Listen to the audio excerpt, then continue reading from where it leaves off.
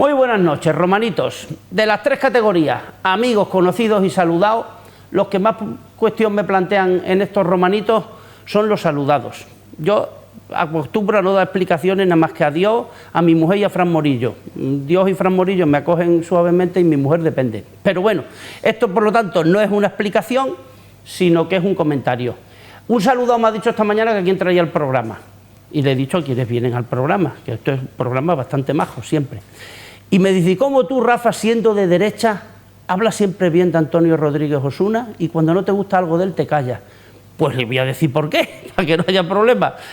Yo intento seguir el consejo evangélico con Antonio y con todo. Depórtate con los demás como quieres que los demás se porten contigo. Por lo tanto, la culpa de que yo hable bien de él es de él. Y esta vez no me va a hacer un Will Smith por estos comentarios. O sí, porque tú eres capaz. No creo. O sea que es curioso, ¿no? Pero se da en la sociedad. Yo hablo muchas veces de alcaldes extremeños, hablo de Manolo Rojas, de Miguel Celdrán, que eran iguales, y tú creo que sigues esa estela, es decir, gente que se lleva bien con todo el mundo, después será como sea, pero bueno, esto es lo más... ¿Sabes también por qué me gusta seguir este consejo, Antonio? Porque creo que hoy lo más revolucionario que hay en el mundo es decir la verdad. Fíjate, la primera víctima de la guerra es la verdad. Entonces en este programa intentamos ser sinceros, y yo que soy cojo y periodista podía decir mentiras, pero lo que sí es verdad es que nunca tenemos una palabra mala para nadie. Antonio, primera cuestión, cada emeritense tiene su Mérida particular. Los de mi generación, o sea, los de hace 50 años, por lo menos, teníamos un referente que se llamaba Agustín Jiménez Villaó, fundador del Imperio, y que, como puedes entender, uno solamente se muere, no cuando dejas de recordar, sino cuando nadie te recuerda. Entonces, los que estimamos a Agustín y tuvimos el privilegio de ser sus amigos, queremos que no se pierda cuando nazcan mis nietos o mis bisnietos, que sepan quién es Agustín. Yo te la dejo votando, tú después haz lo que te dé la gana. Bueno, buenas noches, Nacho, buenas noches, querido Rafa. Me gusta lo que dices al inicio de tu intervención, ¿no? Es decir, yo también tengo la costumbre de no hablar mal de nadie, ¿no? Y se puede discrepar sin faltar al respeto, por tanto, bueno, es un buen consejo que tú das y que yo sigo y que deberíamos seguir todos. Yo no tuve la suerte de conocer personalmente a Agustín, ¿no? Tuve la suerte, o sea, le conozco de referencia, le conozco por lo que la figura representaba para el deporte y le conozco desde luego por lo que ha supuesto para el Imperio, para el Mérida y para la ciudad en general, ¿no? Y es verdad que ya son muchos los debes que se tienen con muchos vecinos y vecinas de Mérida y precisamente con Agustín es uno de ellos, ¿no? A mí estas cosas nunca me gustan, o sea, hacer los homenajes, me gusta más hacerlos en vida, ¿no? La devolución del nombre del estadio a nuestro querido presidente Pepe Foto, nuestro José Foto, había que hacerla cuando tocaba, ¿no?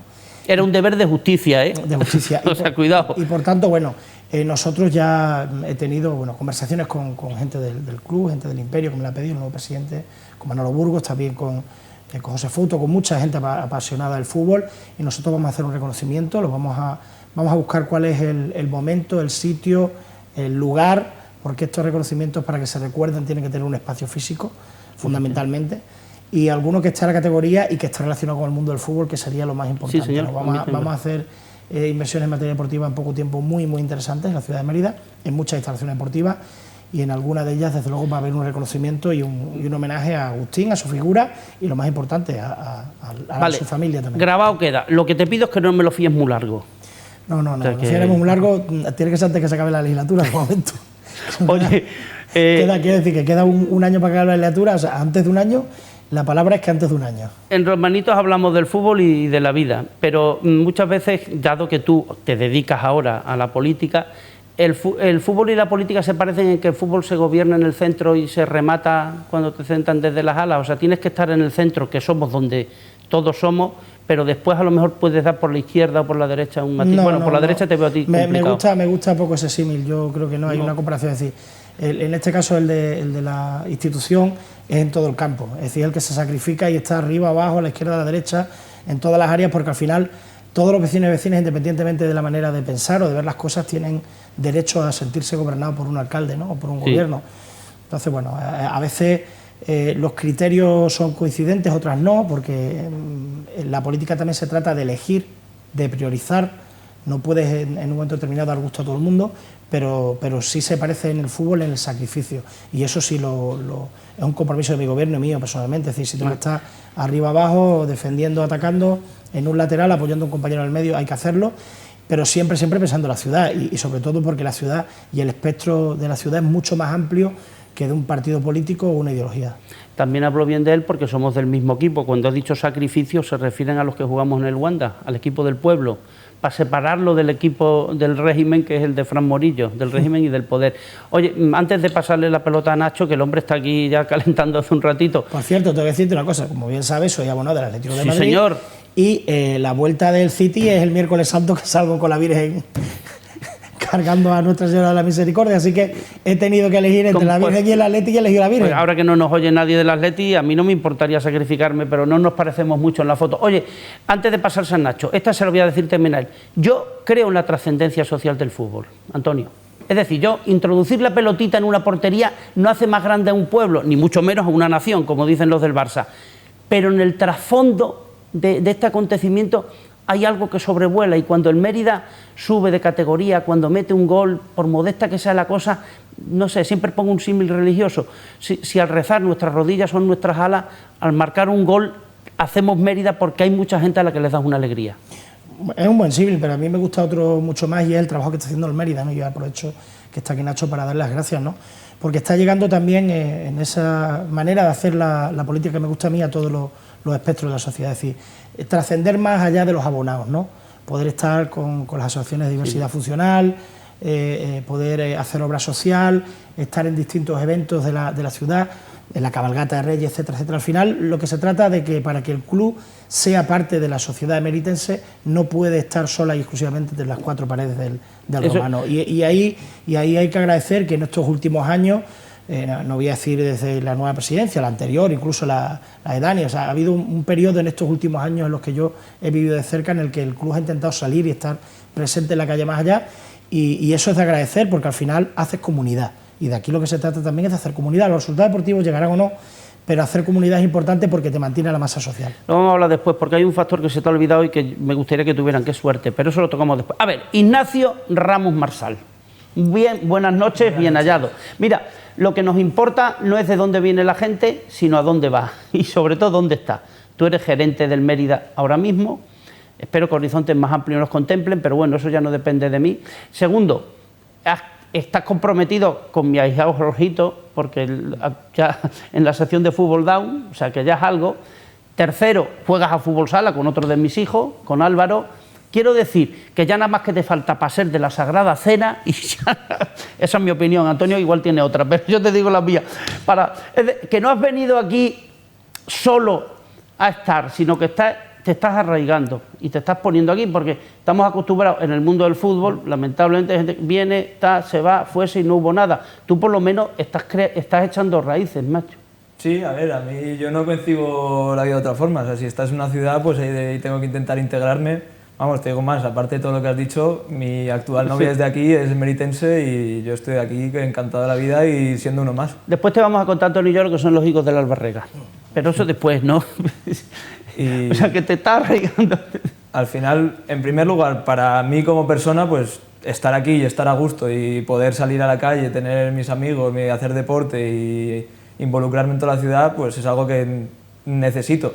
Y luego, como representante del club, como ha dicho Antonio, al final yo creo que tenemos esa obligación moral de devolver todo lo que nos da la afición, y somos un altavoz para ello, para el equipo de diversidad funcional, para intentar hacer cualquier campaña que se pueda, y eso es algo que desde, al menos el tiempo que estoy yo, desde que entré con Paco, se ha intentado hacer al máximo, es decir, estar hasta en la sopa, estar en todo lo que se pueda, intentar devolver a la ciudad todo el cariño y todo el apoyo que nos da. Al final nosotros no tenemos, el club como tal no tiene ningún sentido sin su afición, pero sí que tenemos mucha fuerza a la hora de poder dar un mensaje, poder hacer llegar cualquier campaña. Pero, ¿sabes qué ocurre? Hay un término medio desde mi punto de vista. Claro, yo tengo que hablar de lo que me toca. Entre cuando estaba Pepe Fouto, que claro, como es mi amigo, no digo yo que hubiera una relación de compadreo, pero además que Pepe... Y después decir, Rafa, yo hago una gestión profesional, que me parece muy bien, estoy con las nuevas tecnologías, que me parece muy bien, pero a lo mejor el aficionado nota una... Es verdad que a Pepe te lo encontrabas por cualquier... He puesto Pepe porque para mí es el referente que tengo, ¿eh? Y además siempre lo será, qué caramba. Claro, porque el actual presidente es que vive a 12.000 kilómetros de Mérida, que no te lo digo como una pega, pero... Y yo creo que hay que gestionar caramba, si hasta mi cofradía, creo que tiene que tener una labor gerencial, porque ya te mueves de una manera que no lo puedes hacer solo por voluntarismo. Esto es lo que a lo mejor tenemos que conseguir, y tú eres precisamente un modelo en hacerlo bien, porque estás diciendo todas las cosas que tienes en Mérida, o sea que a ti sí que te sentimos cercanos. No, pero bueno, actualmente también Paco, que el problema que tiene, el hándicap que tiene es que ha vivido en Madrid, pero siempre que ha estado aquí yo creo que ha sido cercano, y bueno, contigo... De hecho le voy a echar de menos, por mi desgracia. Y Marc es verdad que el idioma y la distancia es una barrera muy grande, pero también siempre que ha estado aquí se ha involucrado, está en todo, está cualquier detalle. Entonces, dentro de que es verdad la distancia pues pone una barrera muy grande, pero luego hay muchísima gente trabajando en el club, está Raquel, está Lolo, está Miguel, está Carlos de Cantera, Olivares, hay muchísima gente de aquí que acerca el club a la gente, y ahora tenemos a Juanma, que sí, yo creo que todo el meritense se ve muy reflejado en él, que lo está haciendo de maravilla, esperemos que esté con nosotros mucho tiempo. Si le querremos, que le hemos perdonado hasta el resultado de ayer, fíjate si le tenemos estima. Mira, una cuestión, disculpa que te interrumpa, a mí me gusta el fútbol, es obvio, pero yo era muy malo jugando, pero malo, es decir, esto me recuerda cuando Woody Allen decía que en una guerra no servía ni de prisionero, yo no servía ni de suplente. Claro, entonces la gente que no le guste el fútbol, tú por ejemplo has hecho fútbol, haces fútbol 7, haces fútbol, quiero decir, haces fútbol sala, que lo haces. ¿Tú crees que para dirigir un club es mejor haber tenido una experiencia ya en el fútbol? Que los tíos como a mí, que me gusta mucho, nos faltarían siempre claves para gestionarlo. Yo creo es que dentro de lo que hablas de dirigir un club hay muchas áreas, que hay algunas que yo sí le doy importancia a haber vivido y haber mamado fútbol, como puede ser dirección deportiva, un entrenador, cualquier parte del cuerpo técnico. Ahí es clave, o sea, entender cómo funciona un vestuario, el tema de los egos, los jugadores, la gestión de todo ese vestuario. Ya no es solo el conocimiento táctico, sino la personalidad y el rol de cada uno. Para mí me parece importante.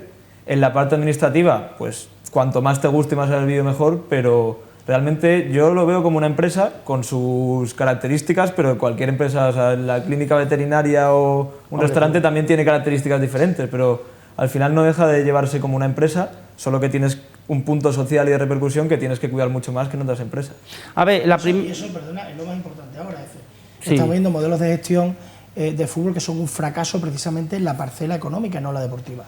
Y por tanto, es que el mundo del fútbol tiene que tener ese equilibrio que falta entre la capacidad de confeccionar una plantilla, un equipo, pero ajustándote a la realidad económica de tu presupuesto y haciéndolo sostenible. Es decir, es imposible embarcarse en aventuras y el ejemplo que pone Nacho de restaurante es bueno, ¿no? O sea, el dueño de un restaurante no tiene que ser el mejor chef del mundo, no, ni siquiera saber encender el microondas, el dueño del restaurante. Por tanto, le tiene que gustar la comida, ¿eh? Eso está claro. Porque si no estamos perdidos. Eso es básico, porque si no, no tendrías un modelo de negocio. Y tienes que creer además que esto es una posibilidad de crecimiento, de negocio y una oportunidad para el club o para este caso para tu negocio y para ti mismo, ¿no? Yo he tenido oportunidad Marc ha venido en varias ocasiones y yo incluso cuando estuve en Los Ángeles tuve la oportunidad de estar cenando con él, cenamos los dos cerquita de donde él vive.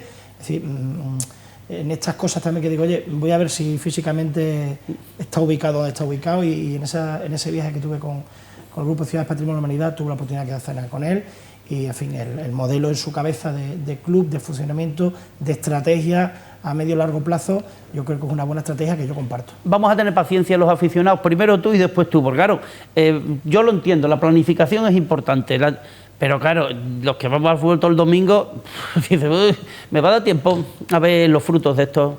Pues yo creo que sí, en fin, yo tampoco es que, porque tú ya sabes que esto es tan caprichoso como que venga una ráfaga de aire y te pegue todo el partido siguiendo un balón porque se lo va al aire, es decir, que al final la pelotita, como dice el refrán, tiene que entrar, ¿no? Como dice el dicho. Pero en cualquier caso yo creo que sí, yo estoy convencido que esas cosas dan fruto y hay algo más importante. En esa paciencia que todos tenemos que tener, que es la misma paciencia cuando a mí me pide un vecino, oye, quiero que hagas algo, lo voy a hacer, pero hay que hacerlo bien, porque si lo haces mal puede ser perjudicial. Subir como la espuma y desaparecer, y tenemos ejemplos de vecinos aquí al lado, no es lo mejor, es decir, no se puede crecer a base de falsedad, de simplemente de espejismo, y por tanto es mejor que esté de una manera sostenida y seria, y ahí hay muchas oportunidades. Como es un programa en tono amable, no sabéis lo que me tengo que morder la lengua por no hablar de Badajoz y Almendralejo. La primera comparación entre fútbol y política no te ha gustado, a ver si esta segunda te parece mejor. El fútbol no se juega sobre el papel, se juega sobre la hierba. Claro, la gestión política no solamente son unos programas electorales, después hay que ejecutarlos. Claro, y ahí ya dependen otros factores. Es evidente, pero bueno, uno siempre analiza y piensa, y por eso están esos cuerpos técnicos que eligen las mejores opciones para poder construir con lo que tienes lo mejor, ¿no? Y yo a veces me desencanto también con el fútbol, es decir, con mi otro equipo, ¿no? Con la Athletic, es decir, no piensas que un equipo que tenga esa plantilla puede tener esos vaivenes y tal, y al final pasa, ¿no? Yo creo que esto es una cosa de pasión, de afición, de poder juntarte con familia, amigos los domingos, aprovechar para tomarte una caña antes, aprovechar para discutir después sobre qué se hizo mal o qué se hizo bien, y al final no deja de ser también algo de ocio, ¿no? De que forma parte del ocio de una casa o de una persona. Así que bueno, hay que tomarlo con esa naturalidad y con ese, no se puede coger unos berrinches por mucho que no lo cojamos, ¿no? Hablando de pasión, es una cantidad que, pero a mí me parece una barbaridad.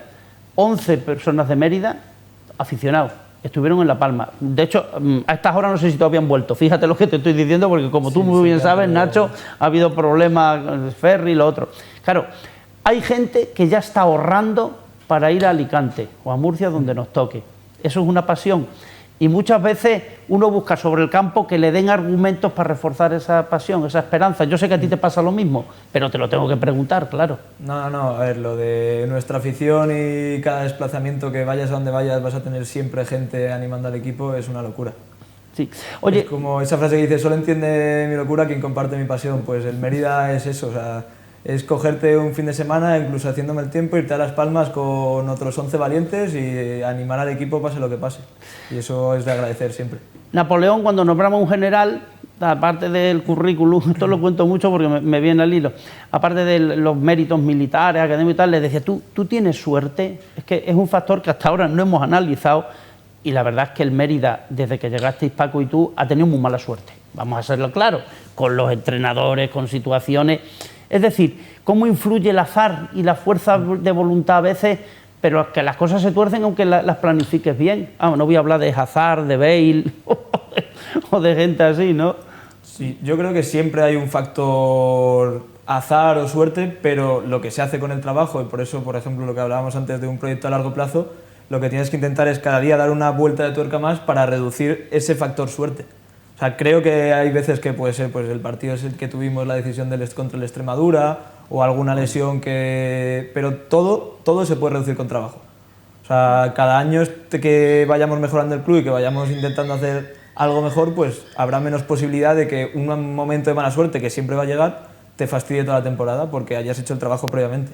O sea, si ahora el Córdoba, por ejemplo, por ponerte un ejemplo, tiene mala suerte en un partido y el árbitro le pita un penalti y pierde, todo el trabajo previo que ha hecho le hace poder aguantar ese punto de suerte. Bueno, a mí, con que tenga mala suerte el cacereño 2 o 3 partidos, me conformo.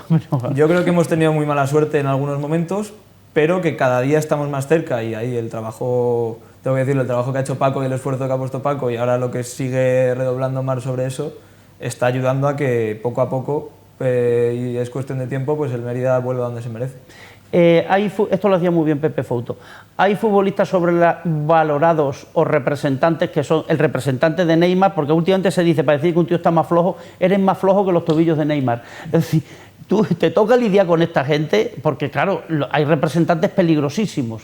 Sí, a ver, los representantes al final para mí son imprescindibles, pero es verdad que muchas veces se pasan de la raya en cuanto a exigencias, a no comprender la parte del club ni pensar en el jugador, a veces piensan solamente en ellos, que pueden llevar al jugador por donde les interesa a él más que por donde le interesa al jugador, pero también es verdad que el representante es importante, porque al final alguien tiene que asesorar al jugador, que tener los contactos, y hay un punto medio donde estaría la virtud que muchas veces no se llega, y hay no sé, es un mundo complicado. No sabría cómo expresarlo porque lo veo fundamental, pero a la vez se pasa muchas veces de rosca y y no hacen bien ni al club, ni al jugador, ni a sí mismos, o bueno, a sí mismos sí, porque buscan más su dinero que otra cosa. Antonio, y yo creo que tú muchas veces, en vez de estar en el palco, estás en tu abono para poderte expresar más libremente. Hay que animar al equipo siempre, aunque pienses que ese día jugó mal, que los otros son mejores, que tienen más suerte o que el árbitro les favorece. Yo creo que en el campo sí. Otra cosa es que cuando vayas para atrás hablando con Michel, vaya diciendo, dice, vaya fulanito la que ha pifiado, pero en el campo siempre, en el campo siempre. Y a la opinión pública siempre, y en las redes sociales siempre. Otra cosa es que luego tú puedas hacer un análisis, porque también el fútbol es eso, ¿no?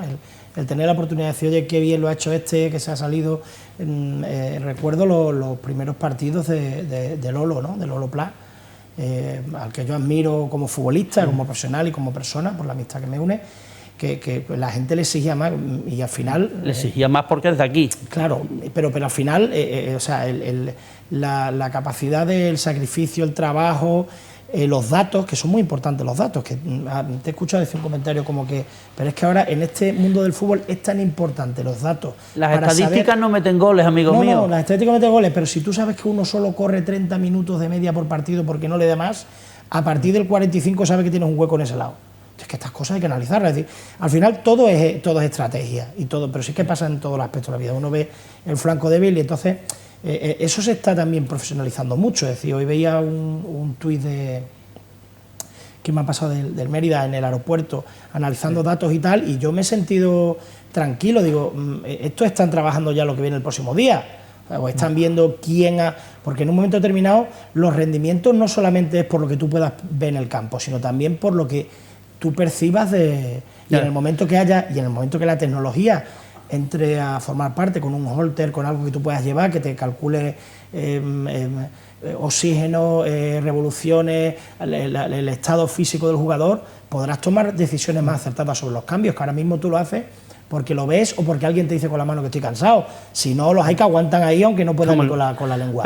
Todo eso va a pasar y lo vamos a ver, ¿eh? Esa revolución tecnológica en el fútbol va a llegar. Y bien, el análisis está bien porque nos va a permitir conocer esas cosas. Sergio Cresci, teníamos un futbolista aquí que se llamaba Quero, y iniciamos una campaña minuto cero, porque Cresci siempre le decía que era un jugador, así como hablaba Sergio, de los últimos 20 minutos y los últimos 20 metros, y el día que lo puso del minuto cero fue un desastre. Hay un contraargumento a lo que ha dicho Antonio. ¿Sabes cuál es?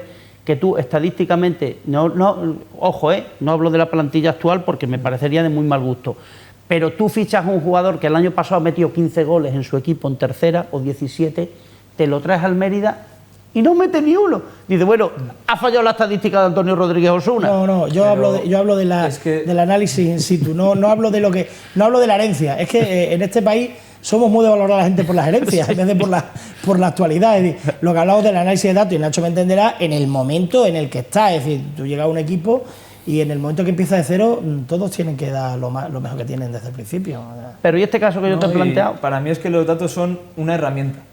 Y con toda la información que tenemos a día de hoy, es una herramienta que tienes que aprovechar y coger porque te da una ventaja, pero luego hay que contextualizar ese dato, saber llevarlo al momento, al partido. El entrenador tiene que saber, vale, este jugador me hace 40 carreras de alta velocidad, que eso lo podemos medir.